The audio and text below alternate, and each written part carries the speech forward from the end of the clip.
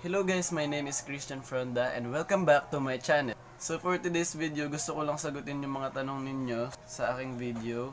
Sa YouTube lang din to. At ilang buwan na din ako nababother nitong mga tanong na to. So kung ano yung kaya kong sagutin, yun na lang muna. Yung mga hindi ko kayang sagutin ngayon, siguro mas gagawin ko na lang siya ng video na mas malawak yung scope.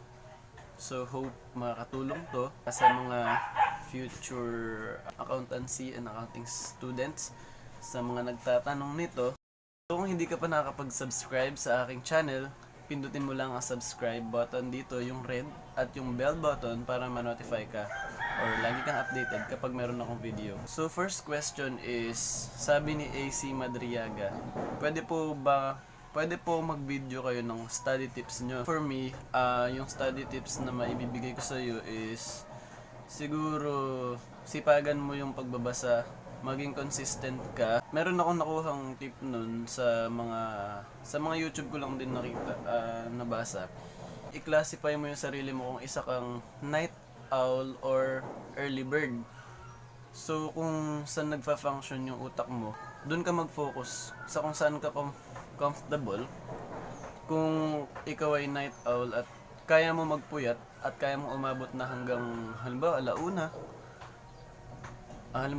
mag-start ka ng 8 o'clock, hindi, kain ka muna 8:30, mga 9 o'clock. Meron kasi mga tao na mas nagfa-function yung utak nila pag mga 9 o'clock and beyond, at yung iba naman nagsisimula ng maingay.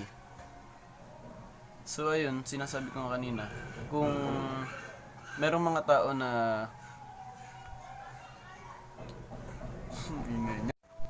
yun, so as I was saying kanina, may mga tao na gising na gising sila ng mga 9 o'clock or 10 o'clock and beyond hanggang alauna, alas 2. Meron din naman mga tao na gigising ng 3 o'clock AM hanggang 5 or hanggang 6 bago gumayak or pumunta sa school. Depende sa schedule mo.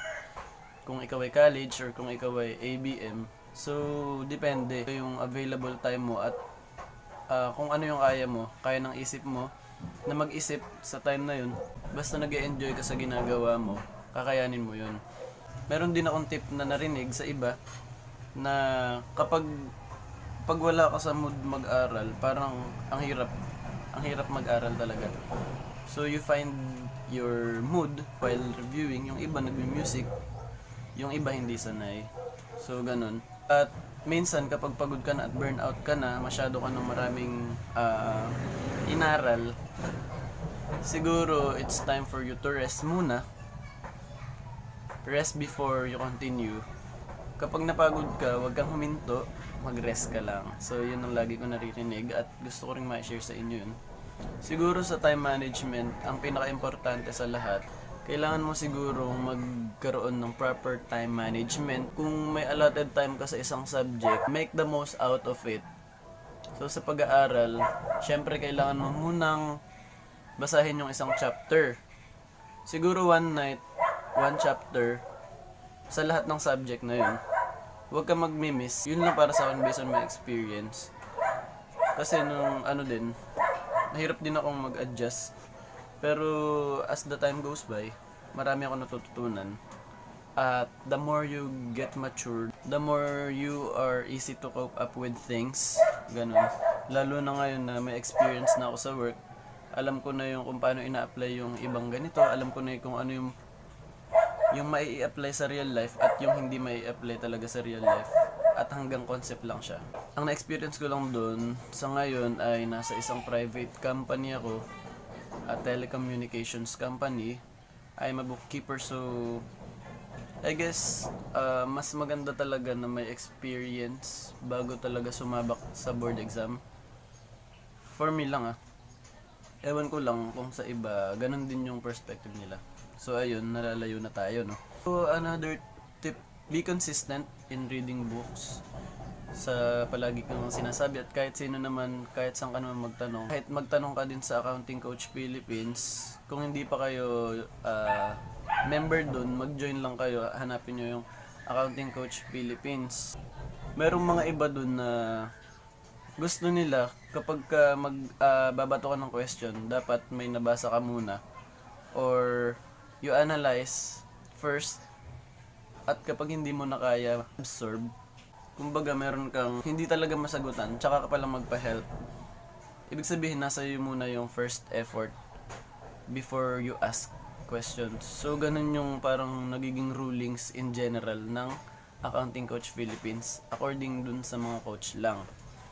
Sa mga coach lang yun pero sa mga regulator, sa mga admins, I think ganun din siguro yung naiisip nila.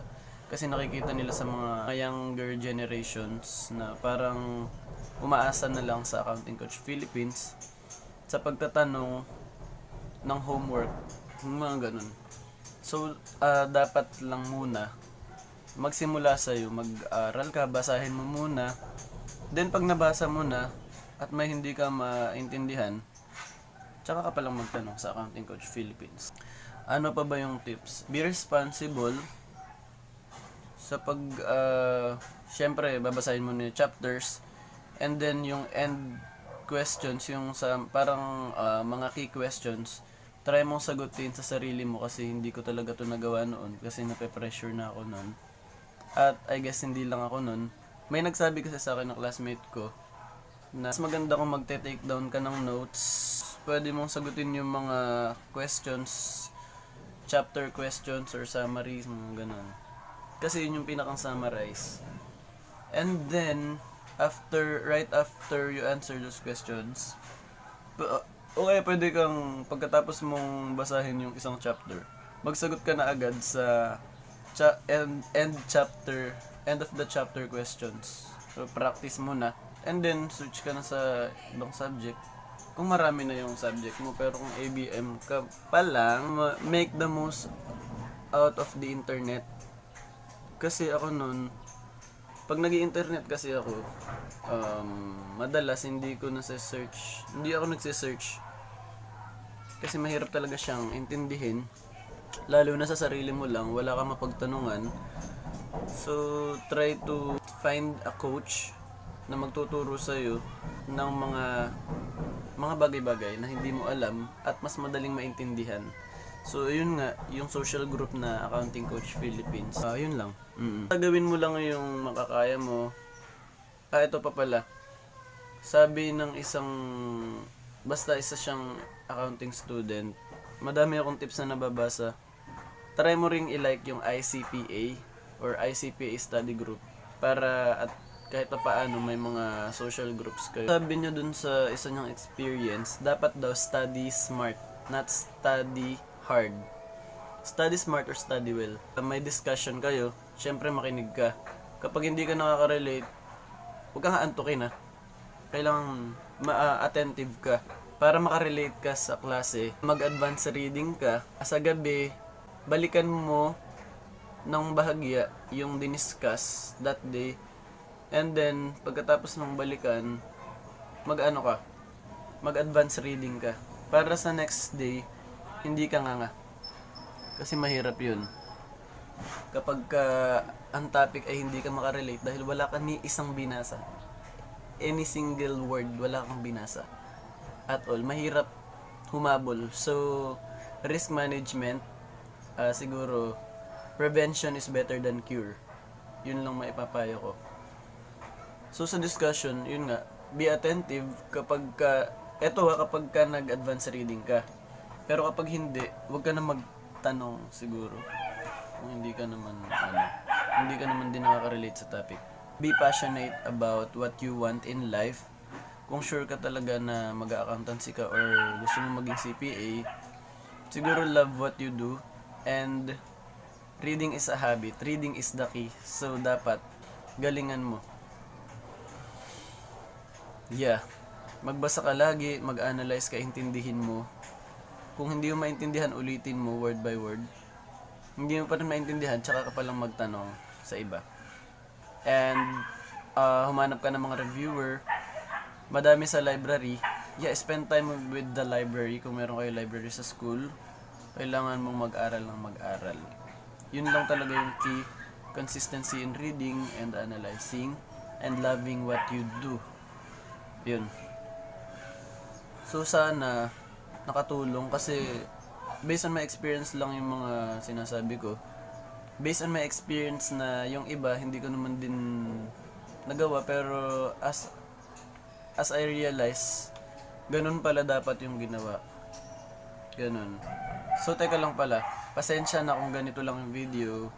Hindi ko masyadong napaghandaan kasi bumabagabag siya sa utak ko. So I think kailangan kong sagutin. Sorry kung hindi ma-effort. Pero I'll try my best to answer your queries, your questions, yun, mga gusto nyong malaman. So kay Aina Abdulatif, galing kay Aina Abdulatif, ano po yung mga subject sa accountancy pag freshman? So, as we all know, iba na yung transition ngayon ng K-12. Madami nang nagbago. So, hindi ko na-research, pero try nyo i-research sa Google or sa Accounting Coach Philippines yung mga subject nila ng freshman. So, sa amin kasi, sa basic education curriculum, yung bago mag-transition ang K-12, ang subject namin ay basic accounting. Freshman ito sa first sem. Basic accounting, yun lang. Yung tapos yung law, wala pa kaming law sa pagkakaalam ko. Pero ang accounting lang namin nun is basic accounting, and then minor subjects, English, Filipino, NSTP, psychology, yung mga basic lang na subjects, yung mga minor subjects. Yun, and then second sem, yung accounting 2, yung partnership and corporation. Wala pa kaming law nun, so pagdating namin ng second year, tsaka pa lang kami nagkaroon ng dalawang major subjects, which is financial accounting 1, and then law and obligations and contracts. Yun pa lang, and then 6 na minor subjects. Nung second sem, financial accounting 2, and then law on partnership and corporation. Parang binaliktad lang. Ganun. Nagkaroon lang kami ng maraming major nung third year na kami. So, ewan ko lang ngayon. Sa ABM kasi parang tinitipid-tipid kada topic kasi minsan may mga hindi na-discuss. So, hindi ko pa rin alam kung maging effective yung ABM. Pero at least meron na silang I guess meron na silang parang idea sa accounting before entering sa first year talaga.